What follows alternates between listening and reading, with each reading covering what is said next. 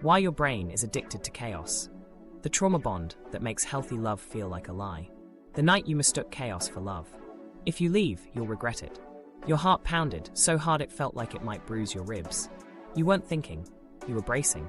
The fight had spun into a cliff-edge ultimatum, and somehow that edge felt like gravity. Your body called it love, but calm felt wrong, like dead air after a siren. Here's the twist. Your nervous system learned this feeling long before you knew what romance was. A missing childhood pattern, a chemical loop, and a cultural script fused into one story. The stakes? Repeating cycles, health costs, years you don't get back.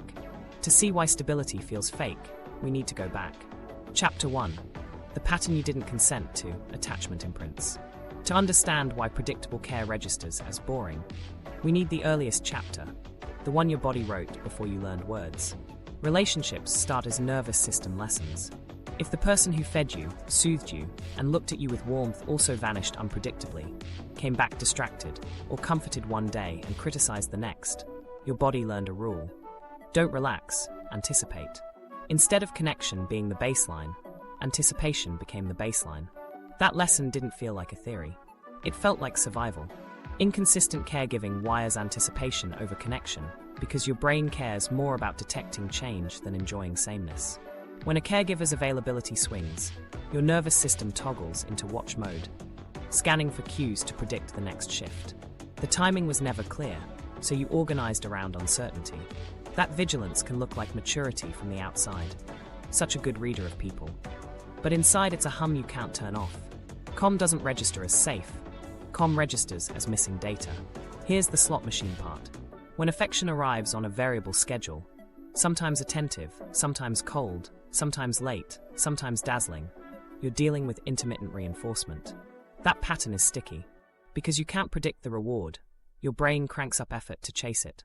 Then, when the reward lands, it hits harder. You don't just receive care, you get a rush. The cost is that the system learns to prefer the chase over the steady meal. You become attached not to connection itself, but to the relief after tension. Anxious, avoidant, and disorganized attachment styles aren't fixed identities. They're survival strategies that made sense under pressure. Anxious strategies say, stay close, monitor, protest if they drift. Avoidant strategies say, turn down your needs, rely on yourself, closeness is risky. Disorganized strategies emerge when the source of comfort is also the source of fear. Approach and retreat fire at the same time, and your body stutters between bids for contact and shutdown. These are not moral failings. They're adaptations to an emotional climate. Your nervous system is always learning. In secure climates, safety equals predictability. The breath drops lower. Signals map to outcomes. In chaotic climates, familiarity equals chaos. So your body tags the known pattern, ups and downs, withdrawal and reunion, as home, even if it hurt. That tag lives below your thoughts. You can know logically that COM is healthy and still feel numb when someone is reliably kind. It's not hypocrisy, it's conditioning. Micro-stories tell the truth quickly. The unanswered text, your stomach flips, and you rehearse stories. They're losing interest. What did I do? The delayed hug. After a tense day, you reach, they freeze. 30 minutes later they soften, and your shoulders drop with disproportionate relief. The nice, after the storm, they explode at dinner, then bring your favorite snack, and you melt because relief feels like proof that love survived. Your body records the timing, not the content. The relief becomes the reward cue. What nobody knew then is that your adult type often starts as a body memory. It's less, I like tall, funny, driven people, and more, my nervous system recognizes the rhythm of inconsistency. It's why the person who texts back quickly feels flat, while the one who disappears and reappears glows with magnetism. Your system isn't evaluating values, it's matching patterns. Predictability doesn't ping your radar because your radar was trained to orient to threat, not care. There's a quiet irony here. The very capacity that kept you safe, anticipatory intelligence, becomes the trap. You get good at reading micro-expressions, tone shifts, and timing gaps. You sense the storm before the first gust. You micromanage context to prevent rupture. That effort makes you feel alive. Then, when nothing bad happens, you don't feel alive, you feel empty. The emptiness is the absence of threat, but your body calls it boredom. Meanwhile, childhood you negotiated micro-repairs. Maybe you learned to be extra pleasing to pull care back. Maybe you learned to withdraw to avoid shaming. Maybe you became the comic relief, the helper, the achiever. Each solution bent your attachment system a little more toward performance. Love became contingent, not ambient. So as an adult, unearned warmth feels suspicious. You test it because that's how your system checks reality. Push, see if it holds. Here's the hard part to name. The imprint is pre-verbal. You didn't sit down and choose it. You didn't consent to it. It's encoded in the timing of your breath and the pace of your heart. That means intellectual insight is necessary but insufficient. You can read every book on attachment and still choose the familiar chaos at 2 a.m. when your body wants the spike. Insight speaks English. Your imprint speaks adrenaline. Still, there's a kind of hope in precision. When you can map this, you stop calling yourself broken and start calling it learned. Learned opens the door to unlearning. Your system can learn that predictability isn't empty. It's oxygen you couldn't taste at first. But first, you need to recognize the slot machine and name it when it shows up in adult clothing. The partner who cycles hot and cold. The friend who love bombs then vanishes. The boss whose praise comes only after panic. Remember the micro stories. The unanswered text. Notice the surge, the urge to protest. The delayed hug. Watch your mind pair pain with sweetness and declare the sweetness deeper because it followed hurt. The nice after the storm. Feel your shoulders drop and ask, what would this nice feel like without the storm? That question is a wedge. It separates relief from love. It makes space for a new category. Care that doesn't require a bruise to feel alive. Here's where many people get tangled. But my childhood wasn't bad. It doesn't have to be catastrophic. You can grow up with well-meaning caregivers who were busy, stressed, emotionally inconsistent, depressed, perfectionistic, or intermittently attuned. The nervous system cares about timing and repair more than intent. If mismatches were frequent and repairs were late, unpredictable, or conditional, the imprint still skews towards scanning and chasing. Also, attachment styles aren't cages. They're starting positions on a field you can learn to play differently. Earned secure attachment is real. It begins when you stop mistaking familiarity for safety. It deepens when you practice getting bored without calling it doom. It consolidates when you pair connection with predictability enough times that your body lowers the alarm without a performance. What nobody told you, stability can feel like grief at first. Not because it's wrong, but because you're letting go of the roller coaster that gave you meaning. The grief is honest. The roller coaster wasn't just pain, it was identity. You knew who you were on it.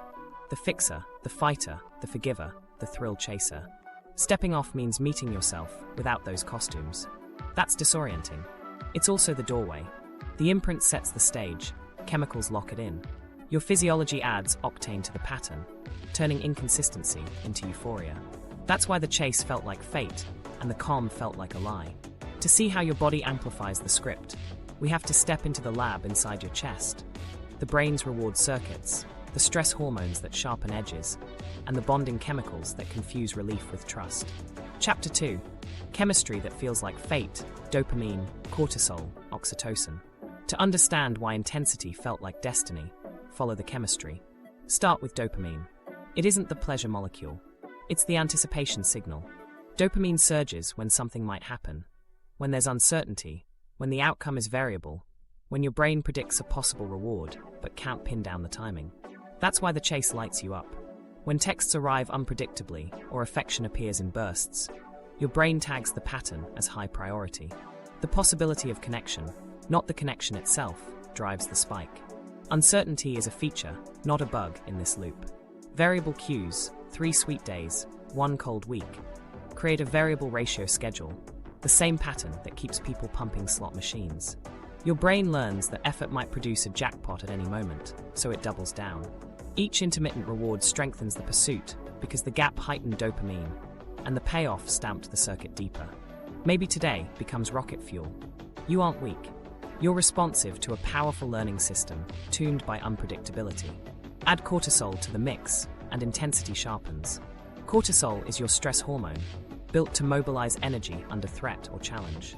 In chaotic relationships, your baseline stays elevated, raised alertness, shallow breath, tight muscles. When conflict breaks out, cortisol climbs. Your senses narrow.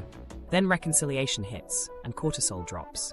That descent feels like relief washing over your body, and relief feels meaningful. The mind calls that meaning love. but the body is just exiting a stress state. The fall is the thrill, not the cliff. This is the stress-love loop. Threat, pursuit, partial resolution, repeat. Each cycle pairs arousal with attachment cues. We're okay now. They do care. We're meant to be because we survived that. Your nervous system starts to rely on stress to feel connected. Calm doesn't register as connection because the loop taught you that closeness arrives after alarm. Without the spike, closeness feels flat. Your body asks, where's the swell? When it doesn't come, you mistake regulation for emptiness. Now oxytocin. It's the bonding peptide released during eye contact, affectionate touch, orgasm, and moments of trust. But oxytocin doesn't check for context. It binds to what's present. If oxytocin floods during relief after conflict, the body pairs the person with safety, even when they were also the source of fear. That pairing is sticky. Trauma oxytocin feels like warmth after a storm, amplified by cortisol's decline. Secure oxytocin feels like warmth in fair weather, steady and quiet. If your baseline is chaos, the fair weather version reads as background noise. This is why missing them can feel like panic. Withdrawal isn't only grief, it's neurochemical imbalance. When you step off the variable schedule, dopamine drops, cortisol stays jumpy, and oxytocin cues are absent. Your system reads absence as danger. Cravings show up, not just for the person, but for the relief their return brings. That relief used to normalize your hormones. Now, without it, your body screams for regulation and points to the fastest route.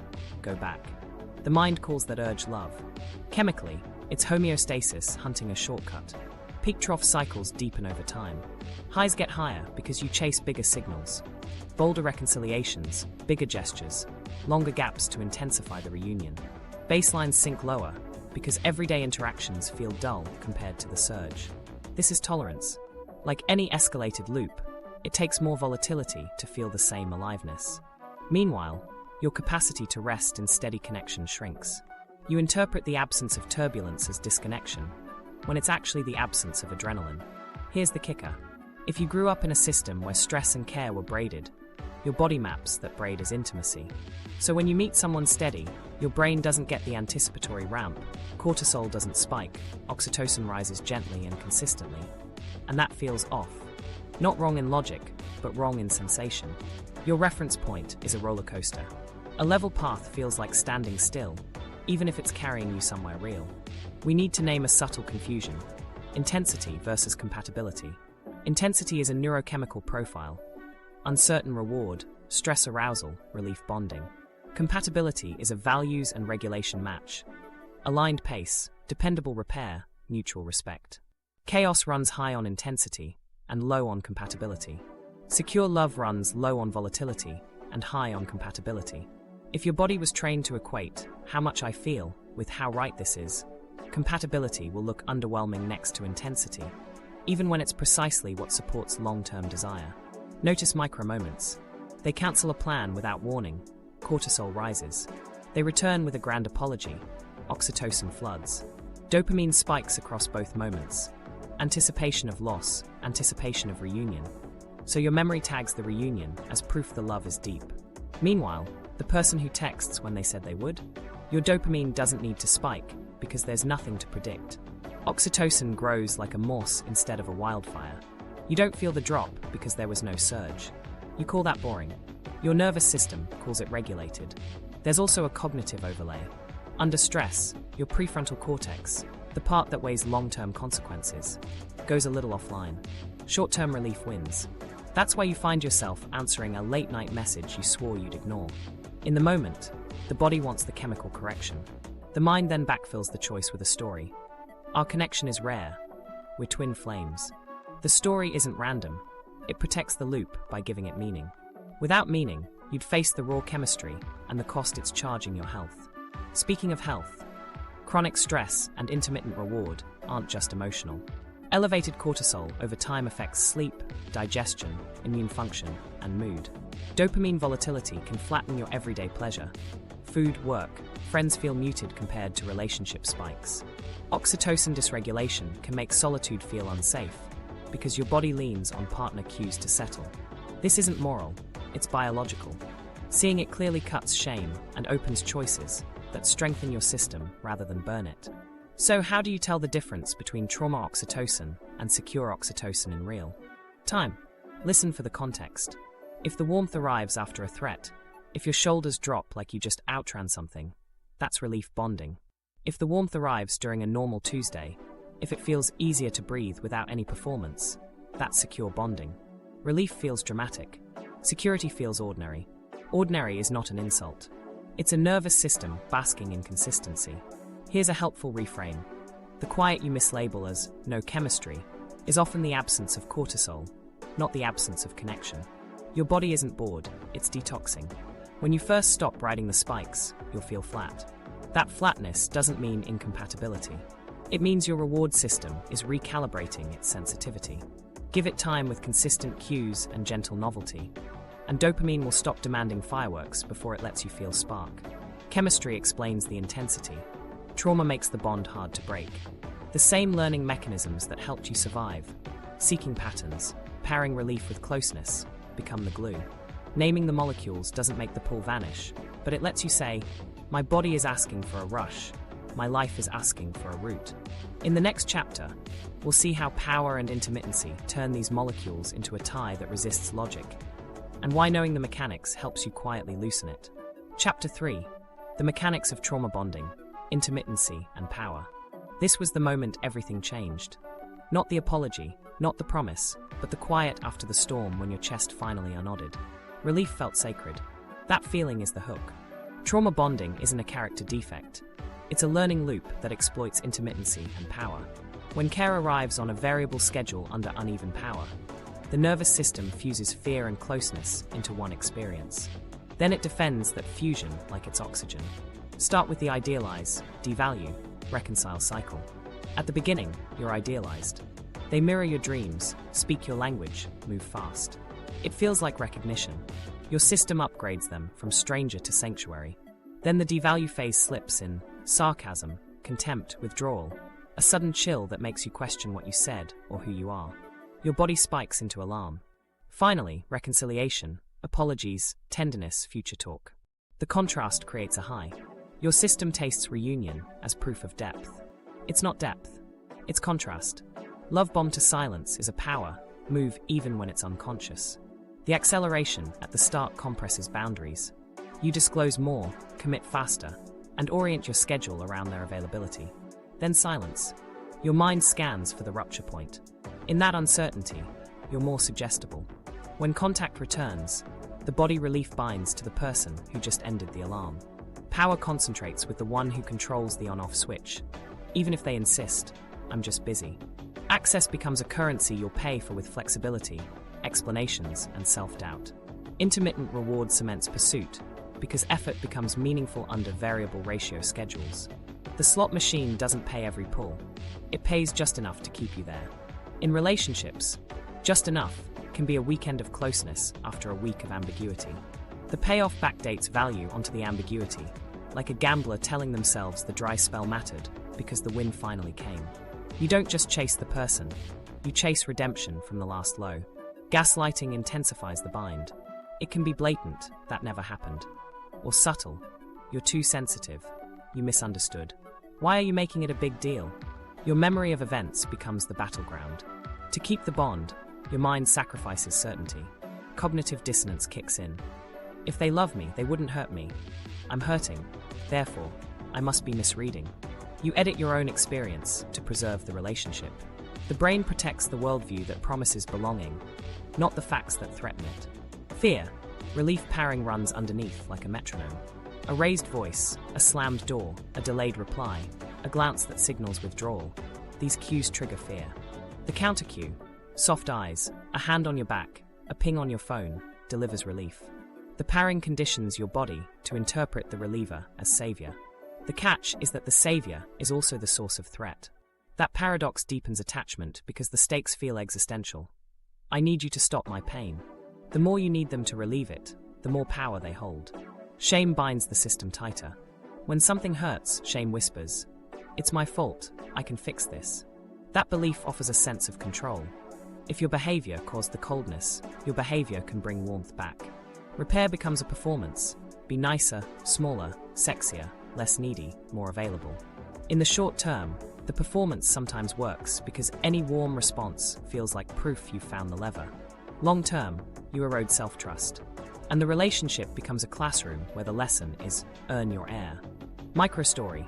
After a cruel jab at the party, they show up with flowers and your favorite tea. Your body inhales the scent and exhale returns. You watch their face, softer than last night. Tears come, not only from pain, but from relief. You accept the gift and the embrace. Your system learns the wrong lesson. Cruelty is followed by care. Therefore, care is meaningful because it follows cruelty. Without naming it, you just reinforce the schedule. Power doesn't just live in personality. It lives in access to resources and alternatives. Whoever has fewer social anchors, less money, less housing security, less immigration status, or more stigma has less exit power. Intermittency hits harder when leaving jeopardizes survival. That's why some bonds feel unbreakable. They're welded by practical constraints as much as chemicals. If your world shrank during the relationship, friends drifted, hobbies faded, power consolidated further. Isolation is a feature of control, not a glitch. There's also the loyalty trap, sunk costs. You've invested time, identity, dreams. Walking away threatens the story you told yourself about who you are. Resilient, forgiving, loyal. Cognitive dissonance again. If I'm loyal, I don't quit. If I leave, I'm disloyal. Therefore, I should try harder. The cycle becomes a self-esteem economy where each reconciliation buys back your sense that you're a good partner. Meanwhile, the baseline keeps sinking. What nobody knew at the time. Your nervous system is keeping score, not in words but in thresholds. Each crisis raises the activation needed to feel close. Each reconciliation raises the bar for what counts as repair. Normal kindness can't compete with crisis-grade affection. That's why healthy attention feels underwhelming when you're trauma-bonded. It isn't underwhelming, it's just not performing at stadium volume. You might wonder, but what if they're struggling? Shouldn't I be compassionate? Compassion without boundaries becomes complicity. Trauma bonding thrives in the grey zone between empathy and self-abandonment. Repair requires accountability and change, not just remorse. Performative remorse looks tearful, but resists patterns. Functional repair maps the behavior, names the impact, installs new guardrails, and proves consistency over time. If the cycle keeps resetting to promise, rupture, grand gesture, you're not in repair, you're in reruns. Meanwhile, something else is happening inside. Identity merges with the role the cycle assigns you. Rescuer, redeemer, weather forecaster. The cycle gives you a job. The job gives you purpose. Purpose feels like love, especially if earlier life taught you that love equals usefulness. When a relationship makes you essential through crisis rather than chosen through calm, the bond tightens around duty. You'll mistake exhaustion for devotion and hypervigilance for care. This decision would haunt you because the cycle gradually narrows your window of acceptable emotion. Joy feels suspicious. When's the drop? Sadness feels dangerous. Will it push them away? Anger feels forbidden. Will it trigger the devalue phase? You monitor yourself to keep the schedule stable, which means the schedule is controlling you. That's power, when your internal state orients around protecting access rather than protecting health. Here's where it gets practical. To loosen a trauma bond, you don't fight the chemicals head-on, you interrupt the schedule. Predictable routines starve intermittency. Externalize contact, no contact or low contact when necessary, with clear time frames. Replace isolation with anchors. Friends you see every Tuesday, a group that expects you, a therapist who tracks reality with you. Name behaviors, not feelings, silent for 3 days. Sarcasm in front of friends. Apology without changed timing. Facts cut through gaslighting fog. Create a relief alternative. If relief is the glue, you need new sources of relief that aren't tied to the person. Ice water on your face to engage the dive reflex. Walking until your breath drops. Calling someone who won't analyze the bond, but will sit with you through the urge. Ritualize the wave. This is the 20-minute surge. It will pass. When you don't pair the drop in anxiety with a reunion, the association weakens. Slow work, steady results. You'll also need a shame antidote. Self-respect scripts. Short, calm statements you repeat and enact. I don't explain my boundaries more than once. I leave when I'm mocked. I repair with people who repair. These scripts convert identity into action. Each time you act them out, you rebalance power toward yourself. Not dominance, autonomy. While the bond forms in private, culture teaches you to crave it. Movies sell intensity as destiny and reconciliation as proof. Songs frame jealousy as passion. Friends say, if it's not hard, it's not real. The myth launders the cycle. In the next chapter, we'll step out of your living room and into the stories that trained your nervous system to confuse drama with depth, and why calm started sounding like silence instead of love. Chapter 4. How stories train your nervous system, culture's passion myth.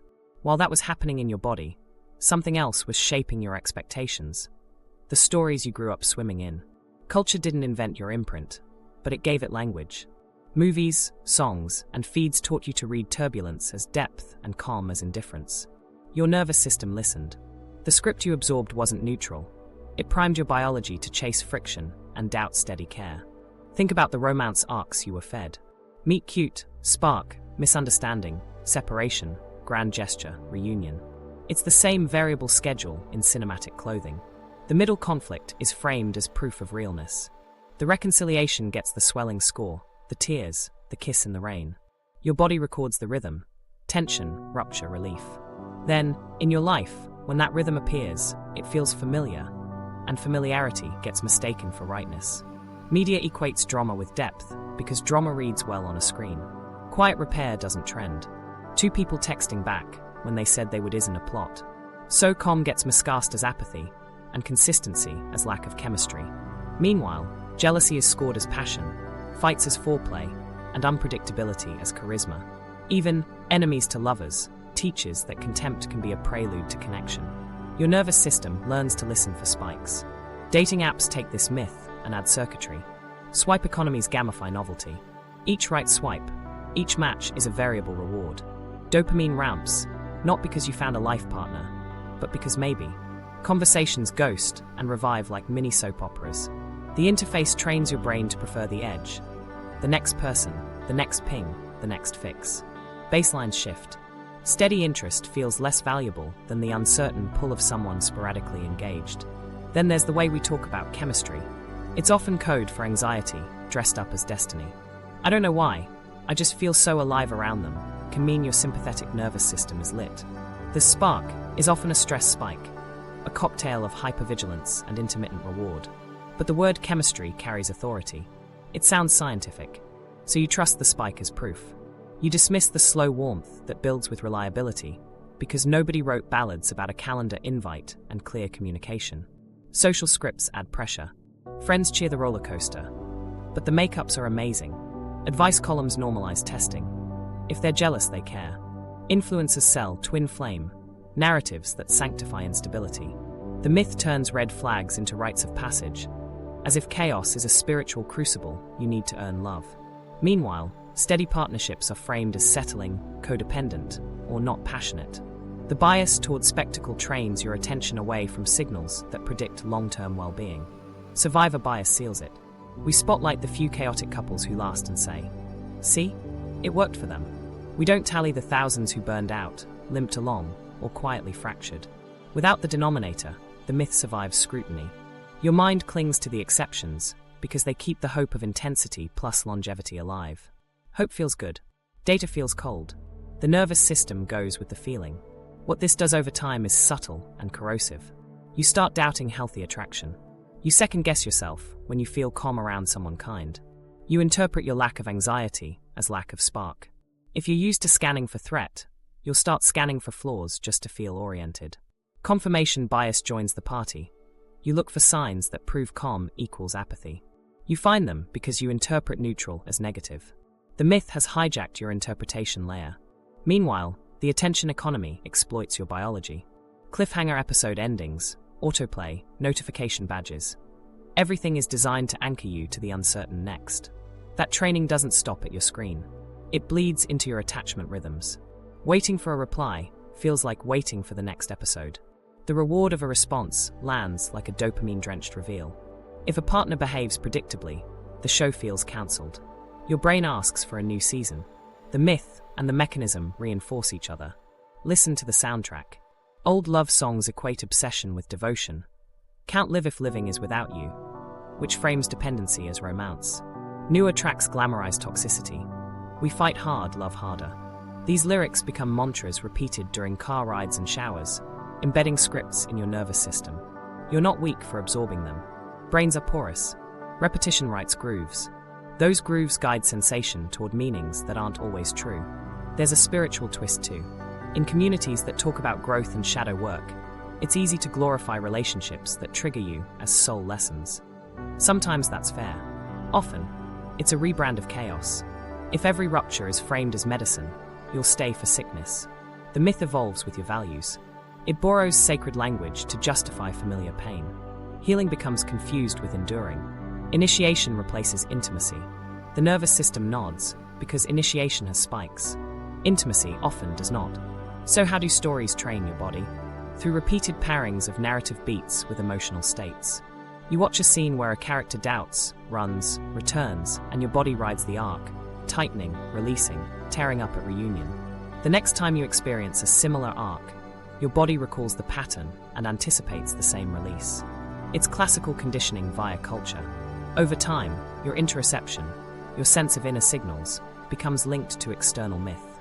You feel the script, then live it. Unknown to them, across town, someone else raised on different stories makes different choices. Families that modeled low-drama repair gave their kids a different cinema. Raised voices followed by apologies and changed behavior. Affection that didn't require a chase. Boundaries stated without punishment. Those kids' bodies learned a different beat. Com reads as connection. They don't need conflict to find depth because depth was paired, in their experience, with steadiness. This isn't superiority, it's exposure. Everything was about to change when you start telling different stories on purpose. You can't deprogram culture by force, but you can curate your inputs. Watch narratives where partners communicate before the cliff. Follow creators who celebrate green flags. Notice when a plot uses jealousy as proof and call it what it is, a writer's shortcut. Replace anthems of obsession with songs about presence. It sounds small. For a nervous system, it's repatterning. Test this. Next time you feel no spark with a consistent person, pause the cultural voiceover. Ask a quieter question. Do I feel safe enough to be honest here? If yes, you might be tasting secure oxytocin, the quiet warmth that culture forgot to glamorize. Give it time. Let your body discover that desire can grow from being seen, not chased. Let attraction be a slow burn that doesn't need a storm to glow. And when you catch yourself romanticizing friction, name the trope. This is the grand gesture bias. This is the enemies to lovers hangover. Laugh gently. Humor loosens shame. Then practice celebrating the unfilmed moments. The text that comes when they said it would. The small repair after a small miss. The Saturday where nothing dramatic happens and you still want to be there. Those moments won't trend. They will heal. Culture primes you. Trauma normalizes it. Now the body doubles down. The myth isn't just on your screen. It's in your tissues, in the way your heart rate spikes at the cliffhanger and searches for that music in your living room. If you want a different rhythm, you won't just debate ideas, you'll retrain your system. In the next chapter, we'll drop from stories to sensation and map the somatic markers that make calm feel wrong, and how to read them without obeying them. Chapter 5. The body keeps the score, somatic markers and triggers. To shift from stories to sensation, we start inside. Your body keeps a ledger. Somatic markers, those gut pulls, chest tightnesses, throat catches, are memory traces wrapped in physiology. They aren't mystical. They're shorthand. This felt like that before, so treat it the same. When a partner answers on time, your body doesn't consult values. It checks the file. If the file associates predictability with numbness, numbness arrives. If it associates distance with aliveness, your heart rate climbs when a reply lags. The body remembers tempo, not logic. Secure behaviors can feel wrong because your system equated right with recognizable arousal. Predictability lowers arousal. Lower arousal can read as emptiness in a body used to scanning. Boredom isn't lack. It's a mismatch between your expectation of intensity and the quiet of regulation. That mismatch tricks you. You label the quiet as disconnection and search for friction to confirm you're still alive. Your partner thinks you're restless. Your body thinks it's dying without the spike. Threat detection misfires in this environment. Hypervigilance becomes your default. A neutral tone sounds cold. A delayed period in a text becomes disapproval. The mind rushes to interpret to soothe the body's alarm. You start rehearsing counterarguments or apologies before anything has happened. This preemptive regulation feels productive. It's actually exhausting. Hypervigilance mimics intuition, but it's different. Intuition is quiet. Hypervigilance is noisy. One offers a direction, the other demands a reaction. Attachment panic sits right under the skin. When you sense distancing, real or imagined, your system protests. Protest looks like testing. You pick a fight to check if they'll stay. You withdraw to see if they'll chase. You ask leading questions that leave them guessing how to get it right. You're not trying to hurt them, you're trying to feel them.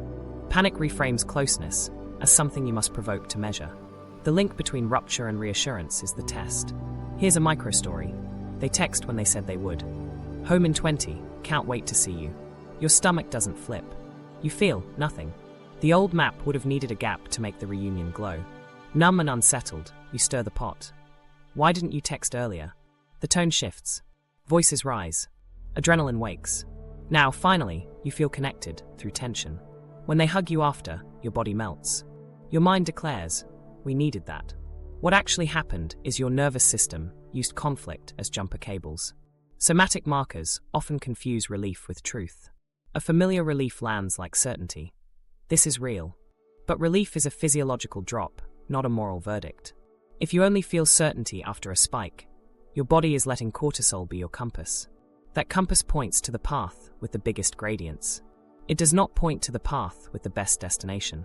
Differentiating these is adult attachment work. Noticing your compass pulls without giving it the wheel. The reframe that saves people months of confusion. Numbness equals detox. After a high-variance bond, steady attention removes the chemical contrast your system used to feel closeness. The absence of contrast leaves a flat field. That field isn't proof of incompatibility. It's an understimulated interoceptive network recalibrating. During detox, your body unlearns the pairings: closeness after threat, desire after chaos. Without those pairings, desire has to learn to grow under steady light. To make this practical, we map triggers in 3 layers: sensory, story, and state. Sensory triggers are concrete. The ping tone that used to mean they're back, the cologne that smells like a reconciliation night, the click of a front door. Story triggers are meanings. If they're quiet, they're leaving. If I need reassurance, I'm needy. If I'm calm, I'm numb. State triggers are internal. Hunger, poor sleep, PMS, overwork, each narrows tolerance. When you're low on bandwidth, old patterns feel inevitable. Labeling layers helps you intervene. Build a trigger map by time-stamping your day. When did your body surge? What preceded it? A colleague's curt email? A partner's silence during a meeting? What did your mind say? I'm in trouble. I'm boring. It's fading. What did you do? Check their location, scroll old photos, pick a fight, withdraw. Then track the after. What actually happened? Often nothing. The surge passed. The story didn't come true. Repetition of this observation decouples the surge from obedience. When activation rises, stack microregulators before contact. 3 slow exhales with long outbreaths to nudge your vagus nerve. Cold water on your face to trigger the dive reflex. Push against a doorframe for 10 seconds to give your body a job and discharge. Walk briskly for 5 minutes. Say out loud the state, not the story. I'm at an 8. My chest is tight. I want to text a trap. Naming state recruits your prefrontal cortex. It doesn't cancel the wave. It gives you a surfboard. Interoception training expands your range.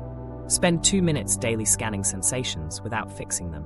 Note temperature, pressure, movement, and label them neutrally: warm, tight, flutter, heavy.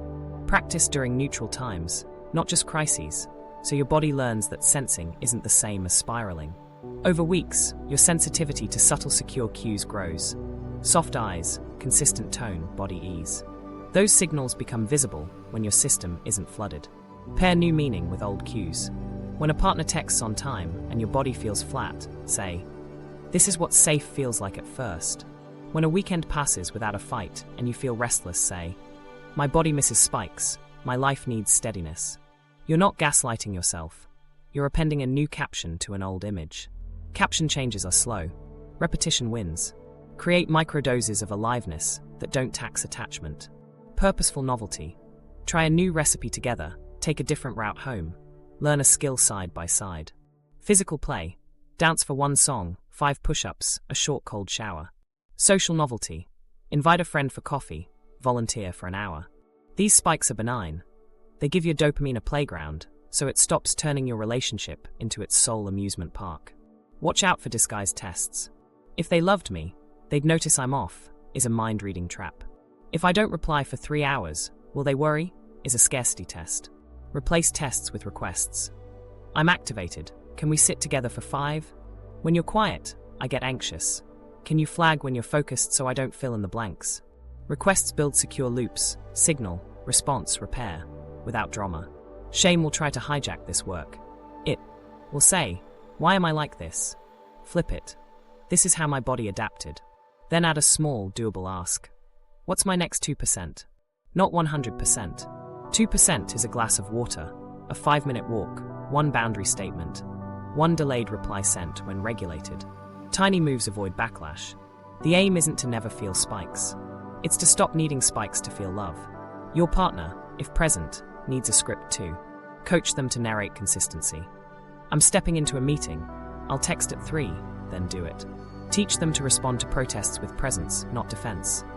I hear you're anxious. I'm here, followed by clarity. Ask them to celebrate boring. This Tuesday felt easy. I like easy. When both bodies learn to associate predictability with praise, your shared system rewires faster. Finally, install a reality check ritual. Once a week, list 3 small predictable moments that felt okay or better. The text that arrived on time. The plan that didn't change. The hug you didn't earn by fighting. This isn't gratitude inflation, it's perceptual training. You're teaching attention to notice morse, not just wildfires. Over time, morse feels like a forest. That recognition is your nervous system coming home to a stable landscape. If your body drives choices, mapping loops gives you options. Calm stops reading as danger. Aliveness finds new sources. The detox flattens, then warms. You won't erase your history. You'll add chapters where connection doesn't require a cliff. Next, we'll trace the mental and behavioral loops that keep chaos humming, so you can see exactly where to place the wedges that slow the machine. Chapter 6. Loops that run your love life, cognitive and behavioral patterns. While sensation sets the stage, patterns run the show. Loops repeat because they solve something in the short term. They reduce anxiety, restore access, or prove a story. Then they cost you later. If you can see the loop, you can place a wedge. Not to smash it. At first, just to slow it down enough to choose. Confirmation bias is the first engine. Your mind leans toward familiar evidence. If your body expects inconsistency, you'll notice behaviors that confirm inconsistency. You'll spot a tiny delay and miss 10 steady gestures. The loop goes like this. You anticipate abandonment. You scan for cues. You interpret neutral signals as threat. You react. The dynamic destabilizes, and now you have proof. The bias feels like accuracy because it predicts outcomes you're helping create. The wedge is to collect disconfirming data on purpose. 3 small examples of steadiness per day, written, not just felt. It won't feel persuasive at first. Repetition makes it land.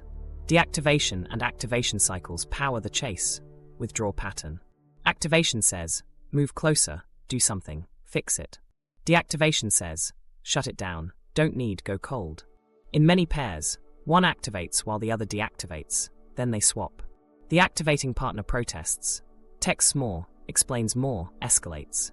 The deactivating partner retreats, short replies, I need space, numbness.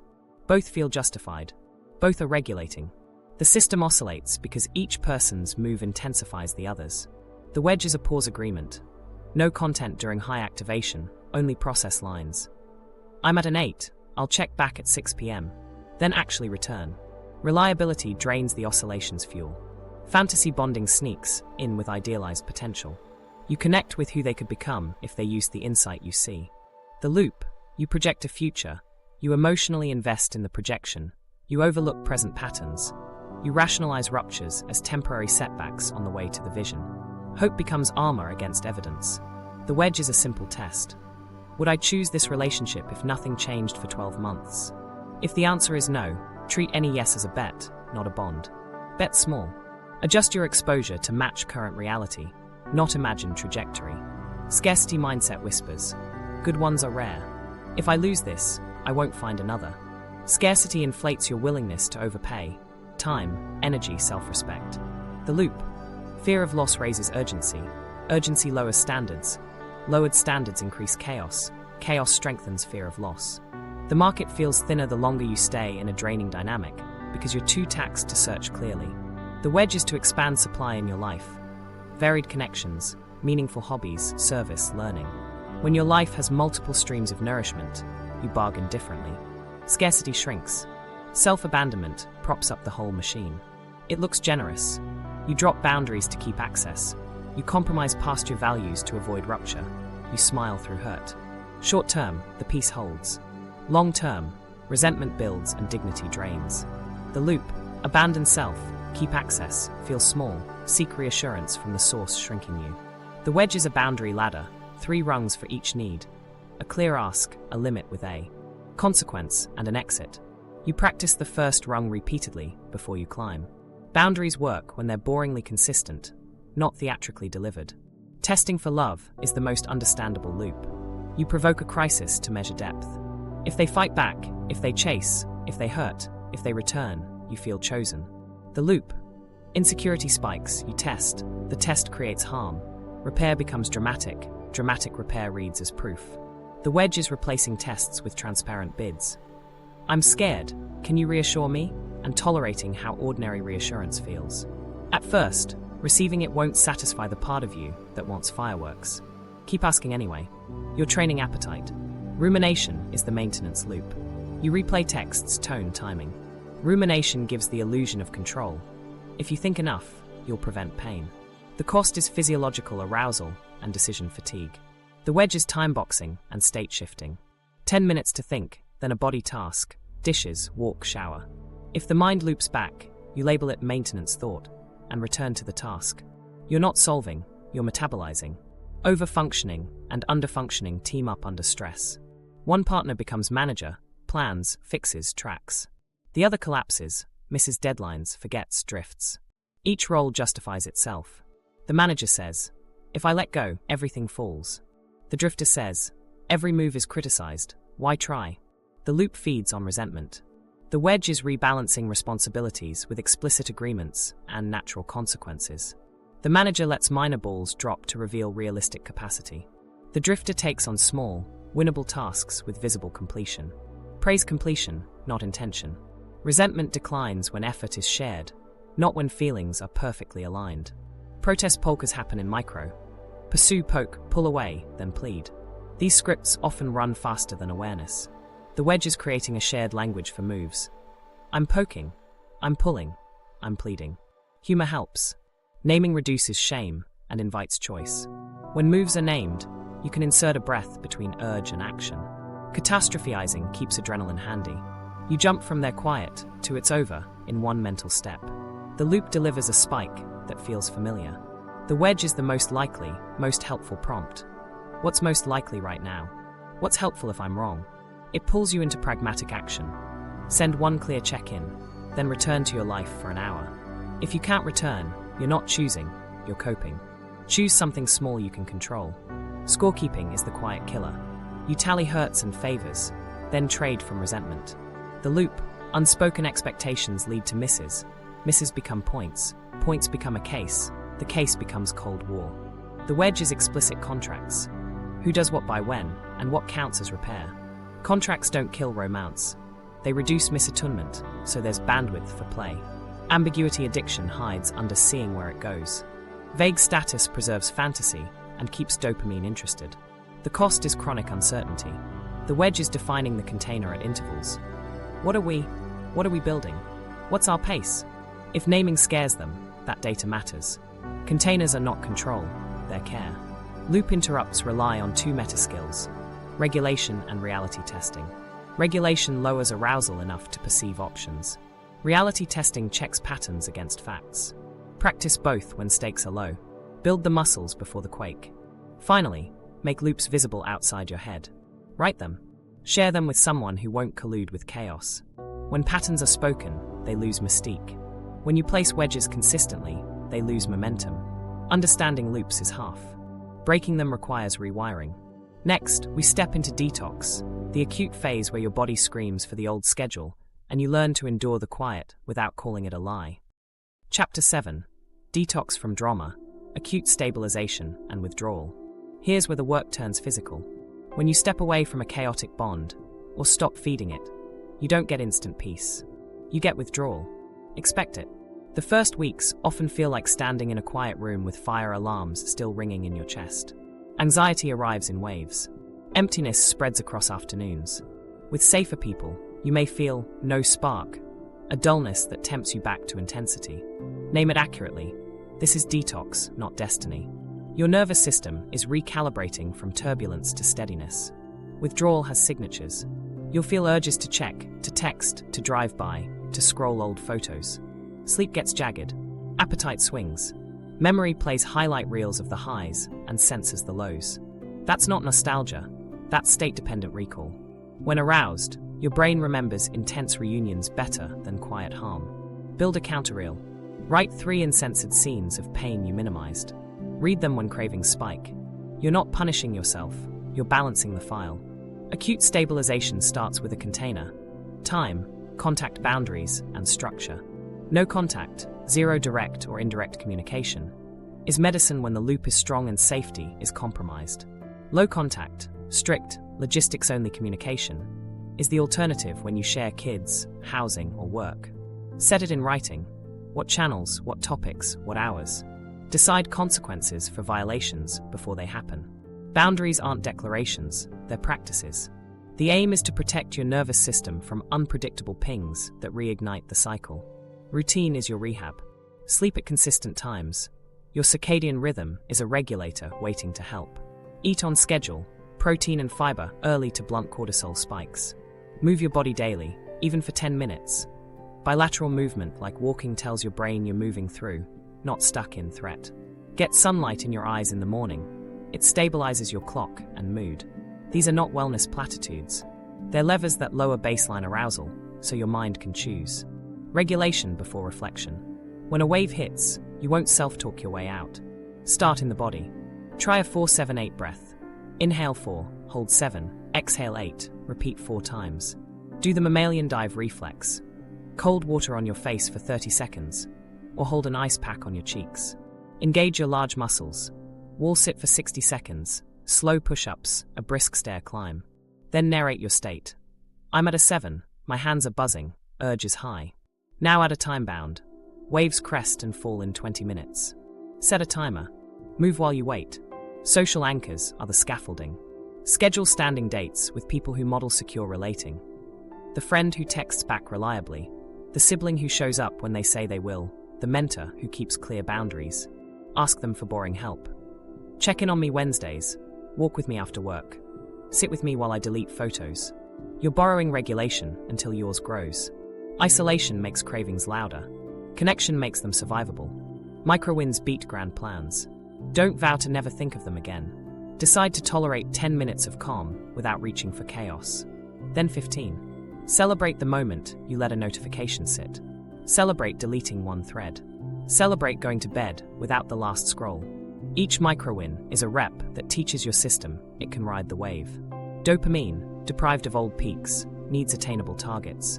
Micro-wins are those targets. Track them on paper. Seeing progress steadies belief. Language is a powerful sedative. Rebrand the sensations. Bored becomes regulated. Flat becomes safe. Missing the spark becomes missing the spike. Words shape expectations. When you expect calm to feel warm immediately, you'll be disappointed. When you expect calm to feel strange, then neutral, then good, you'll persist through the grey. Share the language with allies, so they mirror it back when you wobble. Expect ambushes. Your body will try to sneak contact through loopholes.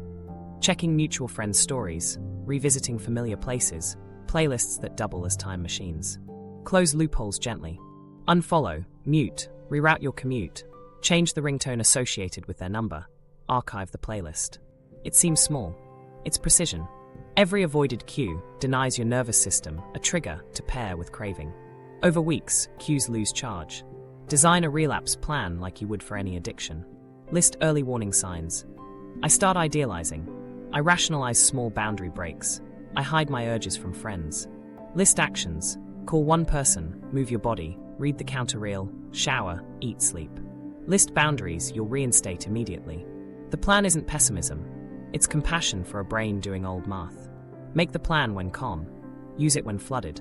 If you're dating while detoxing, slow your pacing. Safe people can feel. Wrong because they don't spark your alarm. State that up front.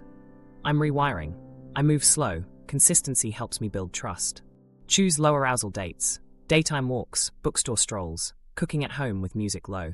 Skip late night intensity. If emptiness shows up, don't manufacture drama to feel connected. Add novelty outside attachment. Take a class, try a sport, join a volunteer shift.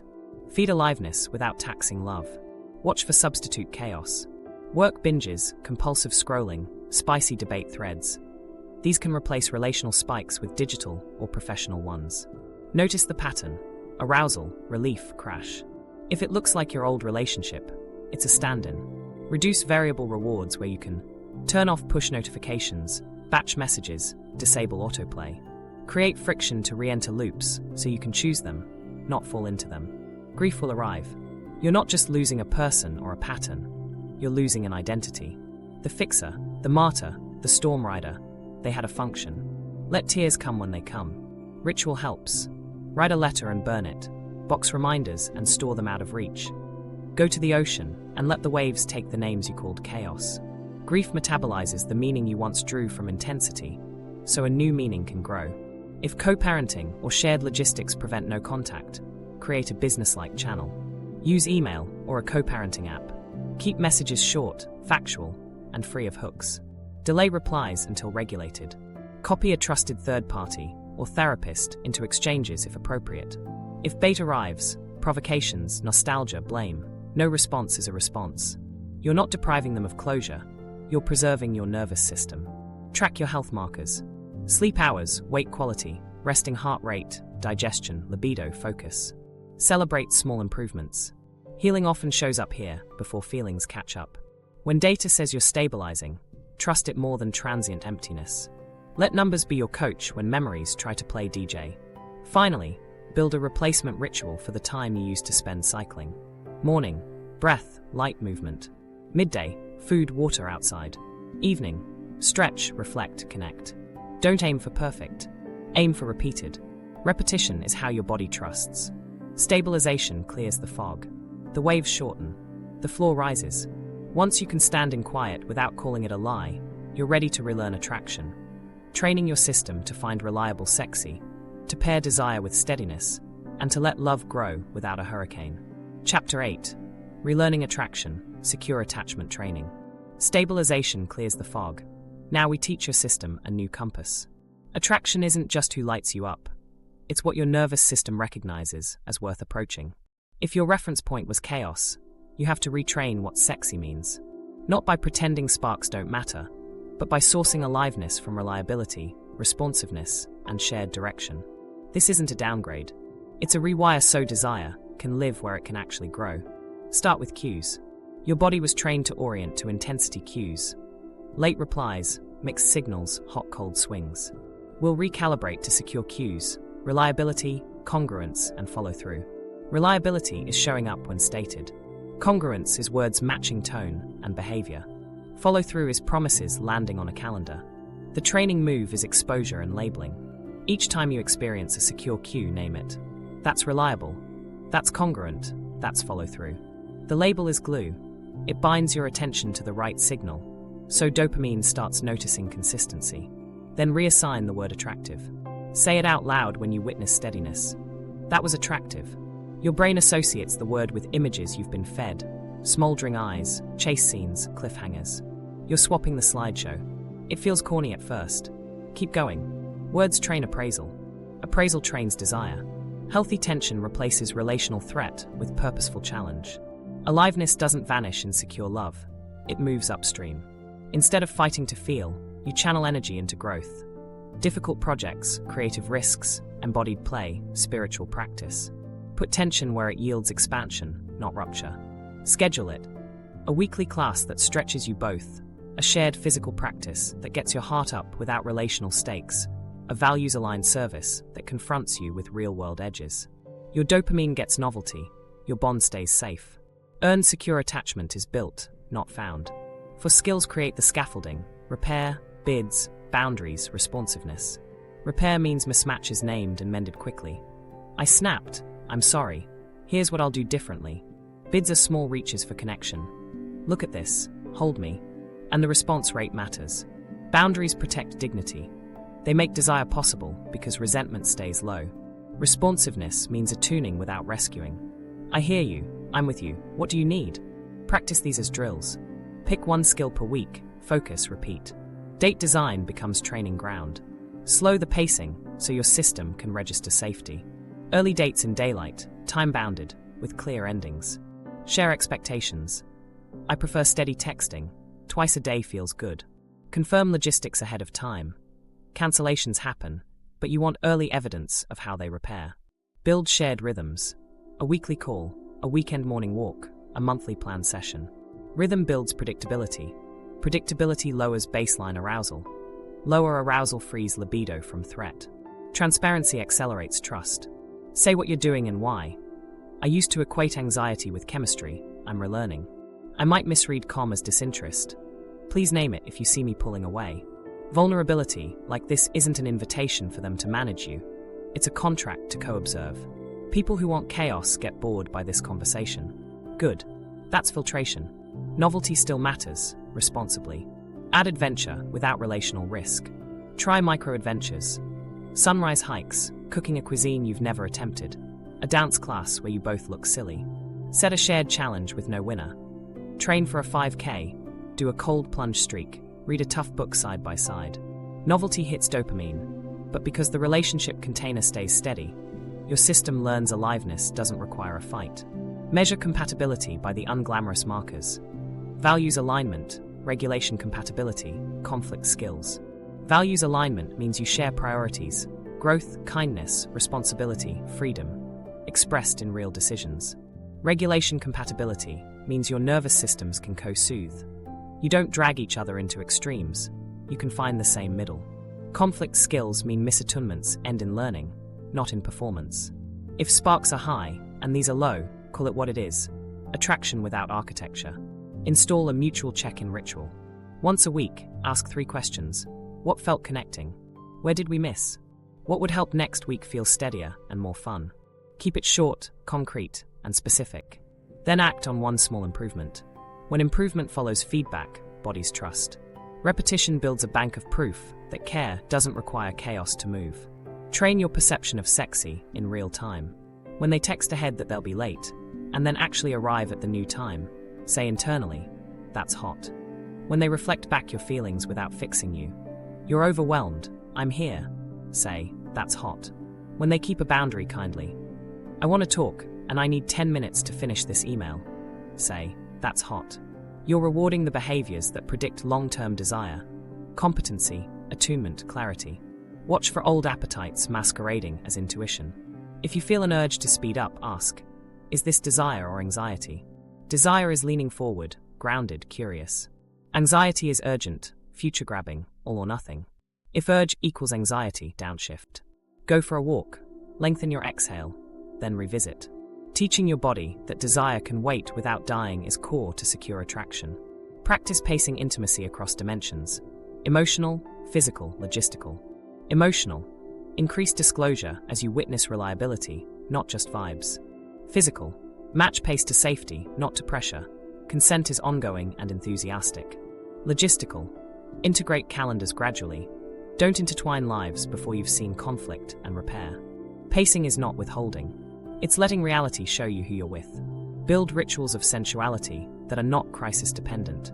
5-minute eye contact with soft breath, a nightly shoulder rub swap, a shared shower on Sundays, dancing in the kitchen to one song. These teach your nervous system that oxytocin can rise in peace. Over time, your body starts to crave these rituals. Craving peace is a win. If you're partnered, co-write a How We Repair playbook. Include how we pause when activated, how we signal a timeout, how we return, what apology means, what restitution looks like, how we mark completion. Read it when calm, follow it when hot.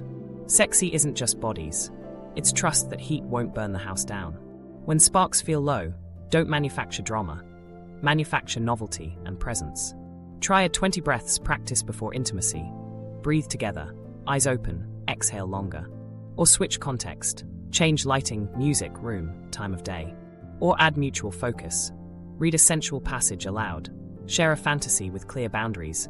Explore touch maps with yes/no/maybe. Curiosity is an aphrodisiac. Safety lets curiosity roam. Guard against attraction to unavailability by pre-committing to standards. Write your non-negotiables and preferences.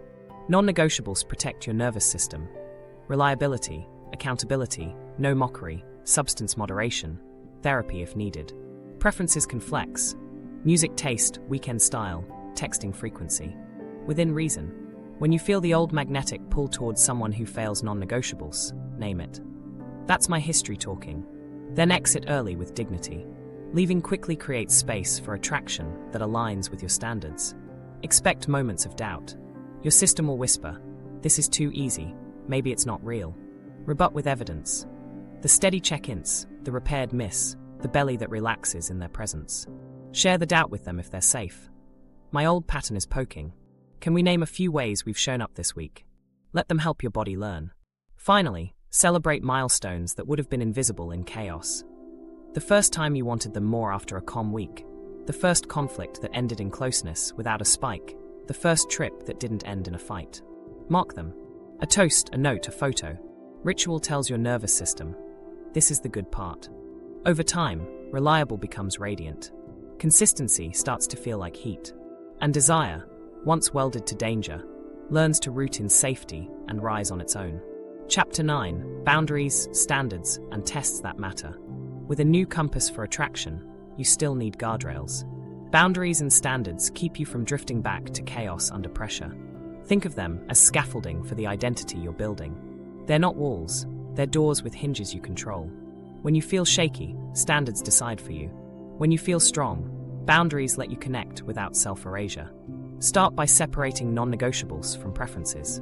Non-negotiables protect your nervous system. Reliability, accountability, no mockery, no coercion, substance moderation, honesty about availability, active repair after misses. Preferences are flex, music, texting style within reason, weekend rhythms, hobbies. Without the split, you'll overvalue charisma and undervalue character. Write both lists when calm. Read them before dates, after dates, and whenever nostalgia edits your memory. Clarity prevents chaos shopping. State standards early and plainly. Consistency matters to me. If plans change, I need heads up and repair. I don't continue with people who mock or stonewall. You're not auditioning, you're screening. Watch their reaction. A good fit won't argue with your nervous system. They'll ask, how do we make that easy? If they call you demanding, that's data. Standards filter, not punish. Now, boundary scripts. Keep them simple, calm, and repeatable. 3 moves: request, limit, consequence. Request: please text if you're running late. Limit: if I don't hear by 6, I'll make other plans. Consequence: then make other plans without ceremony. Scripts work when they're enacted, not explained. Length kills power. Keep it short. 1 sentence lands. A paragraph invites debate. Consistency is credibility. If your boundary moves today and disappears tomorrow, you teach people to gamble. Your body also loses trust. Pick small boundaries you can keep. No replies after midnight. No last-minute sleepovers. No discussing heavy topics over text. Cement them with routines. Do not disturb after 11, a standing Sunday plan review, a shared calendar. Infrastructure is kindness to future you. Green flags matter more than charisma. Reliability over sparkle. Accountability over excuses. Empathy over performances. Curiosity over certainty. Repair over grand gestures. Humility over superiority. Look for boring proofs. They remember details without weaponizing them. They apologize without turning the spotlight. They follow through without fanfare. When your system warms to these, you're measuring with the right instrument. Stress tests are where standards meet reality. Don't manufacture tests. Life will hand you enough. Watch them under ordinary stress. Traffic, work crunch, a small misunderstanding. Do they self-regulate or outsource it to you? Do they attack, avoid, or repair? If they cancel, do they offer an alternative date and make it happen? The metric isn't perfection, it's repair and repetition. One-off remorse is theatre. Repeated repair is culture. Your tests should test what matters. Test for responsiveness. Make a direct bid and see if they respond within agreed rhythms. Test for boundaries. Say no politely and watch if respect increases or pressure ramps. Test for accountability. Share a small impact. That joke stung. and see if they get curious or defensive. Test for conflict skill. Disagree and see if warmth survives. If warmth can't survive a mismatch, it won't survive life. Self-trust sits under all of this. You're building a track record with yourself. Choose delayed authenticity over instant intensity. Instant intensity can be costume. Delayed authenticity is who they are after the third discomfort. Practice micro self-trust deposits. Leave the party when you said you would. Don't explain a boundary twice. Reply when regulated, not when triggered. Each deposit raises your internal credit score. Decisions get lighter because you're backed by evidence. Money, time, and attention are standards too. Set budgets. How much time per week you can sustainably invest early on. How fast you integrate plans. How much attention you give on days you're under-resourced. Overgiving is a chaos hangover. Pace isn't withholding, it's stewardship. Decide in advance. 2 weeknights max, 1 weekend morning, weekly check-in. If someone pushes to accelerate, note the urgency. Healthy momentum respects pacing. Here's a micro-story. It's 11:47 p.m. Your phone lights up. You up? Old you would feel the hit, dopamine, nostalgia, the lightning bolt of possibility. New you sits in bed, feels the wave rise, breath quicken, mind script. Maybe they changed. You breathe out, read your non-negotiables taped to the lamp. No late-night summons. You type nothing. You turn the phone face down. Grief swells. A small funeral for the version of you that prioritized access over respect. Pride arrives right behind it. You sleep. In the morning, your chest is quieter. Your system just learned your door has a hinge only you touch. When you enforce a boundary, expect backlash from old parts of you too. A voice will call you cold. Another will warn you about missing out. Thank them for trying to protect you. Then check reality. Has flexibility brought you care or chaos? Standards are the antidote to self-gaslighting. They rescue you from debating obvious patterns. Share your standards with allies who mirror them back when you wobble. Give them permission. If you hear me rationalizing, read me my list. Outsource recall when feelings fog facts. Community keeps your boundaries from feeling like you against the world. Collective norms are easier to hold than private vows. Build an early exit protocol. If 3 non-negotiables are violated within a month, unrepaired, end contact kindly and swiftly. Don't wait for a perfect last conversation. Clarity is closure. You're not condemning them, you're honoring your nervous system. Write a template. Our expectations don't match. I'm stepping back. I wish you well. Then block if needed. Make the exit quiet. No dissertations, no courtroom. If you're partnered and repairing, convert standards into shared agreements. Write them. We text ETA changes as soon as they happen. We don't mock in public or private. We pause when dysregulated and return within 2 hours. We repair within 24 hours. We schedule fun weekly. Review monthly. Agreements reduce ambiguity. Ambiguity is where chaos grows. When standards conflict, your need for space versus their need for reassurance, build a bridge. Offer structured reassurance. I'm off-grid 2 hours. I'll text at 6. Offer structured space. After big conversations, I need a 20-minute walk. I'll come back. Boundaries that include return points feel safer and are easier to honor. You're not disappearing, you're regulating. Finally, celebrate boundary reps as love acts, not power plays. Each calm no is a yes to the love you're building. Mark the milestones. The first clean exit, the first no received with respect, the first weekend you didn't overschedule to prove worth. Ritualize with small rewards, flowers for yourself, a note in your journal, a quiet toast. Reinforcement teaches your body that dignity feels good. As you hold these guardrails, your identity shifts. You're no longer the storm rider, you're the steward. Standards won't keep every hurt away, but they'll keep you from living on cliff edges. In the next chapter, that identity gets integrated, grief, upgrades, community, and meaning. So the self who loved chaos doesn't disappear, it evolves. Integration, rewriting the self that loved chaos. Grief comes first, not just for them, or the fights, but for the you who lived by the storm. That self kept you alive. They read rooms, sensed danger, and held families together with duct tape and charm. Light a candle for that version. Thank them. Then tell them you're taking the wheel. Integration isn't rejecting your past. It's giving it a place of honor without letting it drive. Identity upgrades happen through repeated choices. Start with a sentence you can stand in. I'm the one who chooses calm and depth. Say it before dates, after hard days, in mirrors, in messages to yourself. Identity isn't a belief. It's a behavior you repeat until your nervous system recognizes it. Make it visible: sticky notes, calendar reminders, a lock screen. When urgency spikes, the sentence becomes a rail you can grab. Turn survival into skills. That sensitivity to micro shifts? Keep it, but change the target. Use it to sense your own state first. Scan your breath, posture, jaw, and hands before scanning a partner's tone. Ask, what do I need to be more honest? Use your old superpower for your care. Then offer it outward with consent. I'm noticing I'm tightening. I want to stay connected. Can we slow down? You're still attuned, but you're not abandoning yourself to do it. Community is the mirror that makes the new self real. Find people who practice secure relating and let them reflect you back. Join groups where reliability is the culture. Recovery circles, men's or women's groups, meditation communities, service teams. Tell them your standard lines. Let them celebrate your micro wins and call you in when your old appetite sings. Identity shifts are easier in ecosystems that reward your direction. Make meaning of what you survived, not as a performance, but as a quiet offering. Maybe you write about it. Maybe you mentor someone a few steps behind you. Maybe you build art that holds what words count. Meaning transforms residue into resource. When pain contributes to something larger than your story, shame loses oxygen. You were not wrong for wanting love. You were early to learning the cost of confusing fear with aliveness. Ritualize milestones so your body notices progress. First regulated conflict, mark it.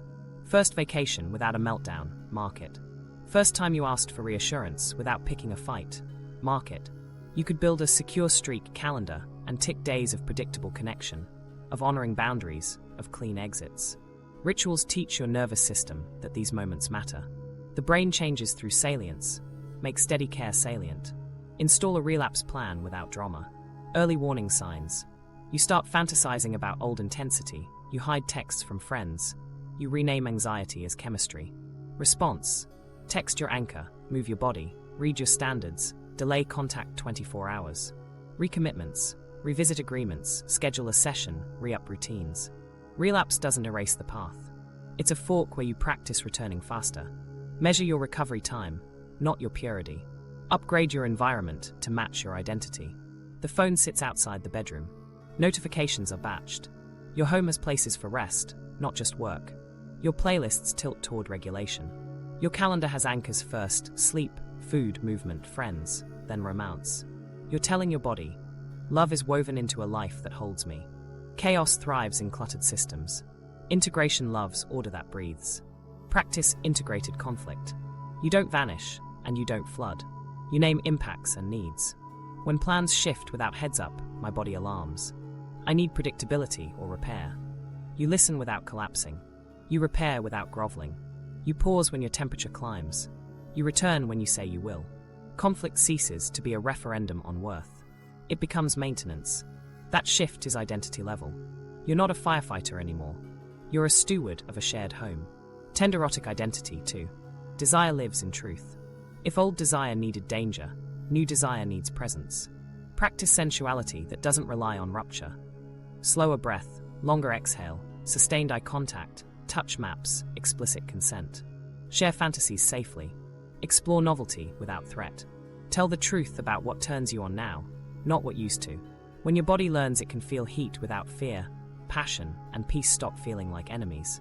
Name the paradoxes and keep walking. Sometimes safety will feel boring. Sometimes grief will spike on a good day. Sometimes you'll long for the cliff, even when you love the path. None of these mean you're doing it wrong. They mean you're rewiring living tissue. Hold yourself like you'd hold a friend. With steadiness, with humor, with respect for the pace of change. When doubt whispers, "Who am I without the storm?" Answer with receipts. List the rooms you can enter with a soft belly now. The mornings that don't hurt. The work that deepens. The friendships that got brighter when you stopped outsourcing your aliveness to crisis. Integration is less fireworks, more dawn. It creeps in. Then one day, you realize you haven't braced in weeks. That's not luck. That's who you practice being. Zoom out. This journey isn't just about romance. It's about freedom. Freedom from nervous system dictates that were installed before you could choose. Freedom to aim your energy at creation rather than repair. Freedom to let love be the ground, not the test. You didn't lose your intensity, you redirected it. Now it fuels depth, craft, service, joy. The self that loved chaos didn't die. They retired. The self that chooses calm and depth took their seat. What stable love really is. Stable love isn't boring. It's fertile ground where desire grows because fear finally steps aside. If you want to keep unwinding the chaos and teaching your body the language of safety, subscribe and stay close. Watch the next episode on nervous system regulation and attachment healing. We'll give you tools you can use tonight. Join the community so your new story has mirrors. If this resonated, share it with someone who calls calm boring. Drop your biggest takeaway in the comments, and save this for the days your body misses the spike.